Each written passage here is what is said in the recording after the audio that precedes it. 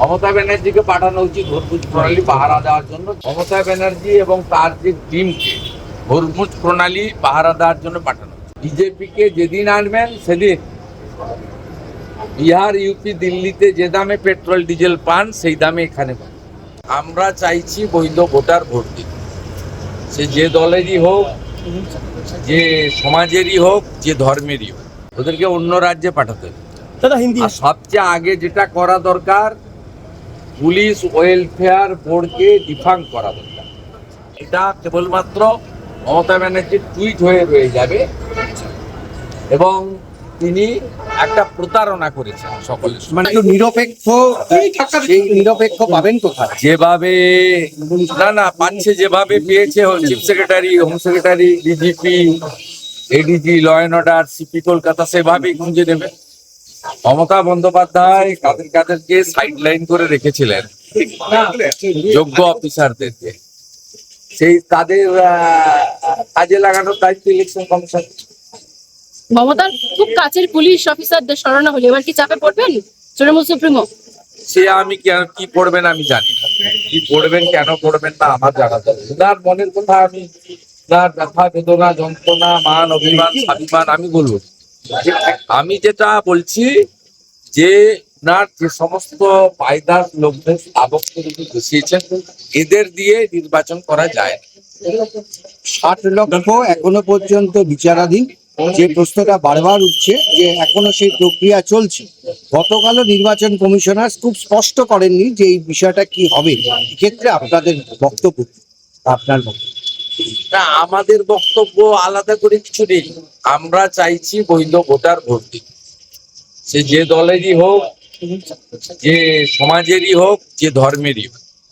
যারা ভারতীয় তারা ভারতবর্ষের একটি গুরুত্বপূর্ণ প্রদেশ পশ্চিমবঙ্গ, তার যে গণতন্ত্রের মহোৎসব অনুষ্ঠিত হবে 23 এপ্রিল এবং 29 এপ্রিল, তাতে তারা অংশগ্রহণ করুক, এটা চাই।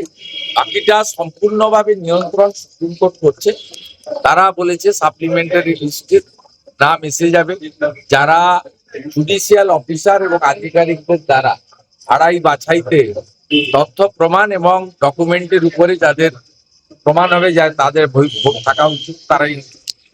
ভোট পরবর্তী হিংসা নিয়ে একাধিকবার 2021 এবং 2024-এ যেরকম আপনারা তুলেছিলেন, মানে পুলিশের বিরুদ্ধে যে ভোট পরবর্তী হিংসা যেভাবে মদত দিয়েছিল, সেই ক্ষেত্রে নির্বাচন কমিশন এইবারে কারা কারা ছিল সেই সকল পুলিশের কর্তা ব্যক্তিত্বদের নাম চেয়ে পাঠালো।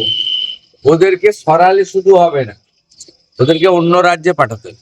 দাদা হিন্দি আর সবচেয়ে আগে যেটা করা দরকার, পুলিশ ওয়েলফেয়ার বোর্ডকে ডিফাং করা দরকার। হোম ডিপার্টমেন্টের যে অর্ডার আছে সেই অর্ডারটাকে উইথড্র করে পুলিশ ওয়েলফেয়ার বোর্ডকে কমপ্লিটলি ক্লোজ করে দেওয়া দরকার। আমি খুব খুশি, ইলেকশন কমিশন এক্সটেনশন পাওয়া অফিসারদের নামের তালিকা চেয়েছিল, যাদেরকে অবৈধভাবে এক্সটেনশন দেওয়া হয়েছে। এর মধ্যে পুলিশ অফিসার সিএসআর এর সভাপতি, সম্পাদক, কর্তা ব্যক্তিরা রয়েছে যারা পোস্টাল ব্যালট জালিয়াতির কাজটা বিশেষভাবে করেন। এইটা আমরা দাবি করছি, নিশ্চিতভাবে ইলেকশন কমিশন এটাও দেখবে। ভোট ঘোষণার আগে পুরোহিত মুয়াজ্জিমদের ভাতা বৃদ্ধি করা হলো, তার সঙ্গে সরকারি কর্মীদের ডিএ। টাকা তো পাবেন না। নিয়ম পরিষ্কার হচ্ছে, amount of benefit, number of beneficiaries গতকাল বিকেল 4টের পরে বাড়ে না। অতএব এটা ডেলিভারি হবে না, এটা কেবলমাত্র মমতা ব্যানার্জির টুইট হয়ে রয়ে যাবে এবং তিনি একটা প্রতারণা করেছেন সকলের সঙ্গে। মানে ডিএটাও পাবেন না, যে না, পাওয়ার কোনো প্রশ্নই নেই, পাওয়ার কোনো প্রশ্নই নেই যদি না সুপ্রিম কোর্ট ইলেকশন কমিশনকে বলে। গ্যাস যেহেতু সুপ্রিম কোর্টের অর্ডার আছে, সুপ্রিম কোর্ট যদি বলে সেটা এক্সেপশন হতে পারে। পথে নামছে গ্যাসের দাম বৃদ্ধি নিয়ে। আমি অনেক আগে বলেছি, মমতা ব্যানার্জি এবং তার যে টিমকে হরমুজ প্রণালী পাহারা দেওয়ার জন্য পাঠানো। মমতা ব্যানার্জিকে পাঠানো উচিত হরমুজ প্রণালী পাহারা দেওয়ার জন্য, যাতে ইরান সেখানে কোনো ভারতীয় তৈল বা গ্যাসবাহী আমাদের যে শিপ জাহাজ তাকে না সব ড্রামাবাজি।